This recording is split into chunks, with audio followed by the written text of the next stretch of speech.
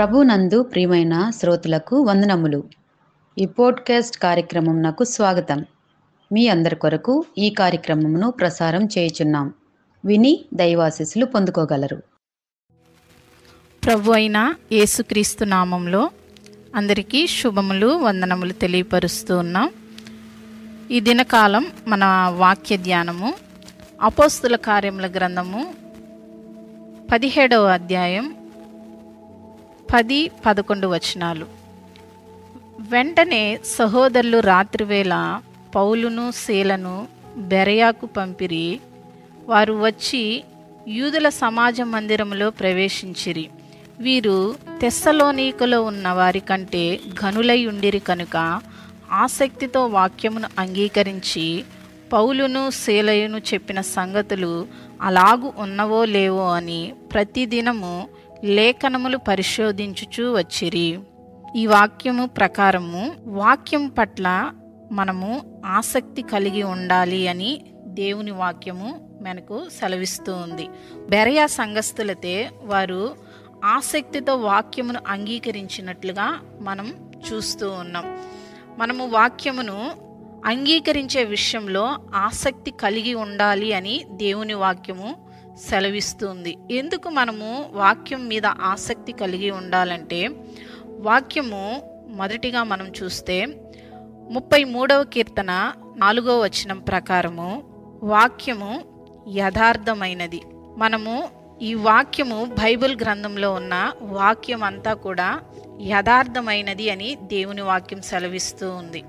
రెండవదిగా మనం చూస్తే 119వ కీర్తన 9వ వచనం ప్రకారము వాక్యము మన నడతను శుద్ధి చేస్తుంది.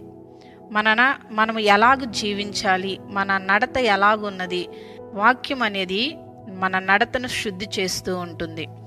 మూడవదిగా మనం చూస్తే 119వ కీర్తన 11వ వచనం ప్రకారము పాపము చేయకుండా వాక్యము మనల్ని ఆపుతూ ఉంది. అందుకని మనము ఆసక్తితో వాక్యమును అంగీకరించాలి. నాలుగవదిగా మనం చూస్తే 119వ కీర్తన 28వ వచనం ప్రకారము వ్యసనముల నుండి మనలను విడిపిస్తూ ఉంది. ఐదవదిగా మనం చూస్తే 119వ కీర్తన 25వ వచనం ప్రకారము వాక్యము బ్రతికిస్తుంది. వాక్యము మనము ఆసక్తితో మనము అపేక్షించినప్పుడు వాక్యము మనల్ని బ్రతికిస్తూ ఉందండి. ఆరోదిగా మనం చూస్తే 119వ కీర్తన 50వ వచనం ప్రకారము వాక్యము బాధలలో నెమ్మదినిస్తూ ఉంటుంది. అనేక మంది మనుషులు మన బాధల్లో మనకు నెమ్మదినివ్వరండి. మనకు బాధ వచ్చినప్పుడు, శ్రమ వచ్చినప్పుడు, నింద వచ్చినప్పుడు మనము మన ఇరుగు పొరుగు వారి దగ్గరకు, మన స్నేహితుల దగ్గరకు మనము వెళ్లకుండా దేవుని దగ్గరకు మనము ఎప్పుడైతే వెళ్ళి దేవుని యొక్క వాక్యాన్ని ఆసక్తితో మనం ఎప్పుడైతే చదువుతామో మన బాధలన్నింటిలో నుండి నెమ్మదిని వాక్యం ఇస్తుంది అని దేవుని వాక్యం మనకు సెలవిస్తూ ఉంటుంది. ఏడవదిగా మనం చూస్తే 119వ కీర్తన 5వ వచనం ప్రకారము చీకటిలో నుండి వెలుగులోనికి వాక్యము నడిపిస్తూ ఉంటుంది. మనము చీకటిలో ఉన్నప్పుడు, అంధకార సంబంధమైన బ్రతుకులో మనము ఉన్నప్పుడు మనము వెలుగులో నడిపించబడడానికి ఈ వాక్యము మనకు ఎంతగానో ఉపయోగపడుతూ ఉంది. వాక్యాన్ని చదవకుండా, వాక్యానుసారంగా జీవించకుండా అనేక మంది వారి జీవితాలను పాడు చేసుకుంటూ ఉన్నారు. వారి నరతలను వారు పాడు చేసుకుంటూ ఉన్నారు. అయితే దేవుని యొక్క వాక్యాన్ని మనము ఆసక్తితో మనము అంగీకరించినప్పుడు, ఆసక్తిని మనము వాక్యం పట్ల మనము కనపరిచినప్పుడు అయితే మనము పాపము చేయకుండా, మనము వ్యసన పడకుండా మన నడతల్ని మనము శుద్ధి చేసుకోగలం. వాక్యమే మనల్ని బ్రతికిస్తుంది. వాక్యానుసారమైన జీవితాన్ని మనం జీవించినప్పుడు ఎన్నో మేలులు మనకు దేవుడు అనుగ్రహిస్తూ ఉంటున్నాడు. మన మార్గాల్లో ఆయన వెలుగుగా ఉంటున్నాడు. మన బాధల్లో ఆయన నెమ్మదిని ఇస్తూ ఉన్నాడు. ఎవరు కూడా మన బాధల్ని తీర్చేవారు లేరండి.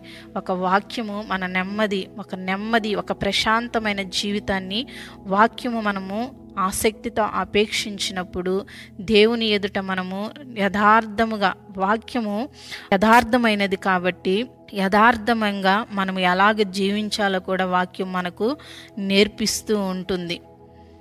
ఇన్ని వాక్యాన్ని మనము శ్రద్ధతో, ఆసక్తితో మనము కలిగి ఉంటే మనము వీటన్నిటిలో నుండి మనము కాపాడబడతాం. మన బ్రతుకులు మార్చబడుతుంది. మన జీవితాలను వాక్యమే మార్చివేస్తుంది. మన జీవితాలను వాక్యమే మనల్ని మార్చివేస్తుంది. కాబట్టి మనము ఎల్లప్పుడూ కూడా వాక్యం పట్ల ఆసక్తి కలిగి మనలోనున్న పాపాన్ని, మనలోనున్న శాపాన్ని మనము తొలగించుకొని వాక్యం పట్ల ఆసక్తి కలిగి మన కుటుంబాల్లో శాంతి, సమాధానము, నెమ్మది మనందరము కూడా పొందుకుందుముగాక. ఆమెన్. ఈ కార్యక్రమమును గూర్చి మీ సలహాలు మరియు మీ ప్రార్థనా అవసరతల కొరకు మమ్మను సంప్రదించవలసిన మా ఫోన్ నంబర్ 9448508503 మరియు ఈమెయిల్ ఐడి info@fibaonline.org. మా ఫోన్ నంబర్ మరొకసారి 9480585039. Email ID info@fibaonline.org.